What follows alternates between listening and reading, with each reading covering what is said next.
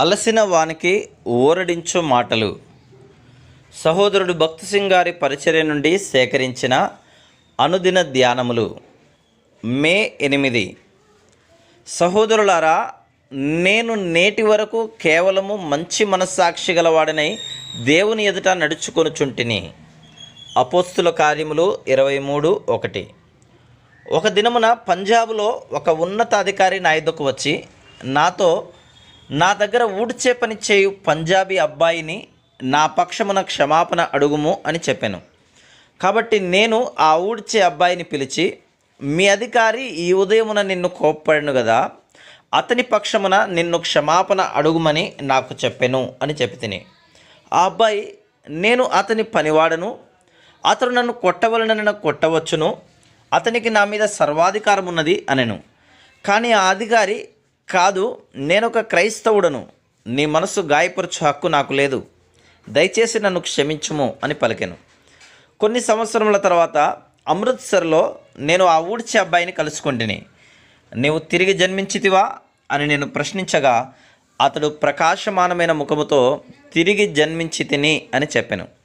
నేను, నీవెప్పుడు తిరిగి జన్మించితివి అని అడుగగా, నా అధికారి నన్ను క్షమాపణ అడిగినప్పుడు నేను చాలా ఆశ్చర్యపడితిని. ఒక తెల్ల దొర ఆ విధంగా క్షమాపణ అడుగుట నేనెప్పుడూ వినలేదు అని చెప్పాను. ఆ అధికారి మాటలు ఆ ఊడ్చే అబ్బాయి హృదయమును తాకినవి.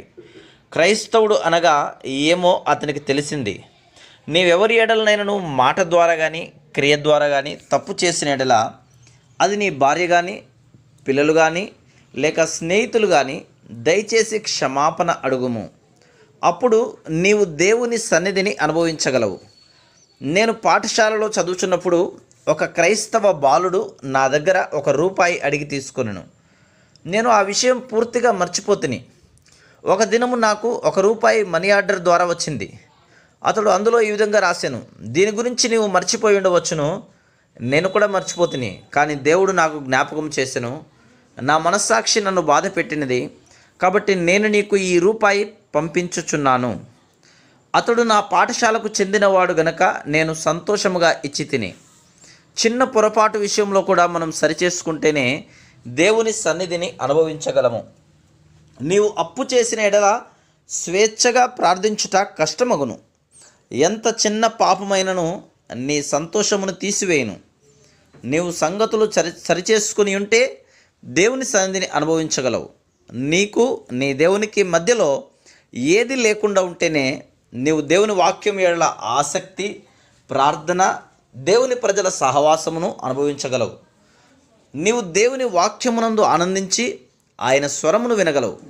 మరియు మనం ఈ విధంగా చెప్పగలిగి ఉండవలను, యేసుక్రీస్తు ప్రభువా, నీవు ఏ సమయంలోనైనా రావచ్చు, నేను సిగ్గుపడవలసింది నాలో ఏదీనూ లేదు.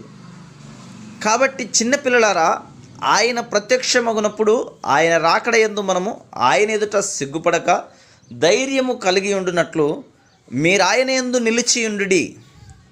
1 యోహాను 2:28. మీ మనస్సాక్షి నిర్మలముగాను మీ హృదయము పవిత్రముగాను